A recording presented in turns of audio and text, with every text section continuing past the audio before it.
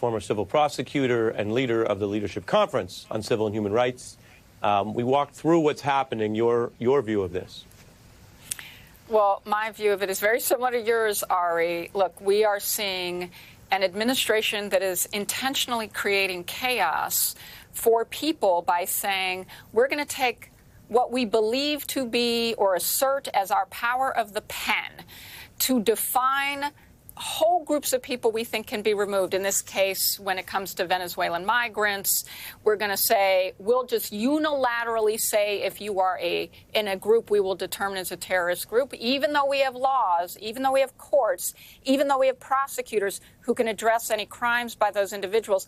But by the way, we won't even suggest that we have evidence that they are members of those groups. And remember, what you're describing that happened at the Supreme Court over the weekend was unprecedented in the sense that it was so quick and that there were two Supreme Court justices that wanted to say, we don't agree with you. And they issued that order before those justices got to write their point of view. And in those point of view, frankly, just saying, we just don't think you had the opportunity to make this decision unless it was extraordinary. And the reason that that's important is because one of the reasons we saw this out of the Supreme Court is because it was extraordinary circumstances. What they had seen was that we had an administration that said to a district court judge, order, return people, bring those planes back, give them due process. Too late. And in the case of Kilmar saying, oh, go bring him back, do what you can. Supreme Court said facilitate it. And then Donald Trump, with a noted, publicly named authoritarian leader in Bukele, President Bukele, whose prison is a notorious human rights violating prison, essentially says, yeah, I don't have to do it. And Trump jokes about the homegrowns. I don't know where you were born, Ari, but I was born in Syracuse, New York. That makes me a homegrown. And so the signal that this administration has sent and that people are responding to across the political spectrum is, wait. If we let you do this, we're essentially saying anybody, any president can do this. Even Joe Rogan, who said in 2028, if there's a president we don't like, maybe that president could come for us, too.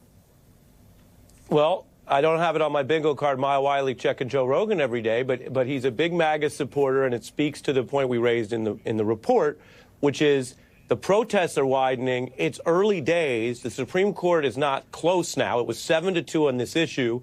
And since you called for it, Maya, we will listen to a little bit of Joe Rogan, the MAGA supporter in general, disagreeing on this, the due process violations. Take a look. The problem with things that are going in a radical direction, and then there's an overcorrection. So the overcorrection is lack of due process. The overcorrection is like round them all up, ship them to jail. Like that's like some things that you say when you're not thinking things through. Still a charitable gloss on the mistake, but the point is he's got an audience that's sometimes runs tens of millions in America.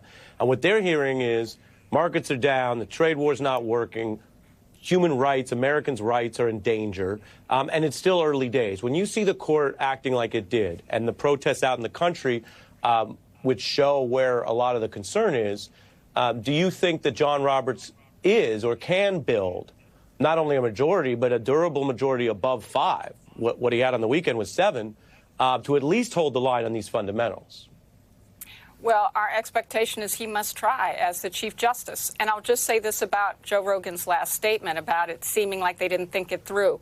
Read Project 2025. They thought it through. Look at Stephen Miller, who's the architect of this, who's even quoted in emails citing white supremacist tracts about the country becoming not white enough. I don't think there's a question about the ideology underpinning this or the intention.